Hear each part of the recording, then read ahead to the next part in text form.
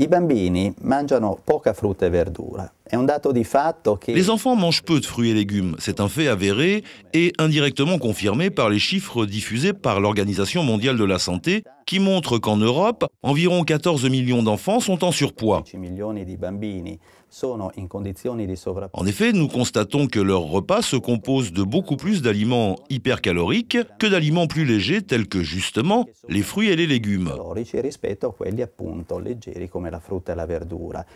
Cependant, n'oublions pas de mentionner l'un des facteurs qui, s'il est absent, contribue à la prise de poids, c'est-à-dire le style de vie en général, qui comprend le mouvement, le fait de bouger. Di movimento, di attività. C'est justement dans le cadre de ce style de vie qu'il nous faut introduire aussi et surtout chez les enfants un apport correct de fruits et légumes qui a toutes les chances de devenir une saine habitude quotidienne à garder par la suite à l'âge adulte. Nell'età adulta.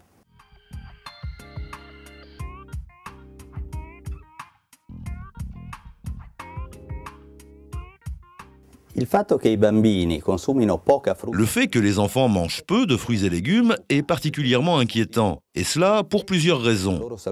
Pour leur santé actuelle, car cela veut dire renoncer à des aliments à très haute valeur nutritive en termes de micronutriments, aux vitamines, aux sels minéraux et surtout à un faible taux de calories. È soprattutto associato a un basso contenuto calorico, con i problemi di sovrappeso che... Compte tenu des problèmes actuels de surpoids chez les enfants, cela veut dire renoncer à un aliment extrêmement précieux qui permet de maîtriser les principaux facteurs de risque de cette pathologie.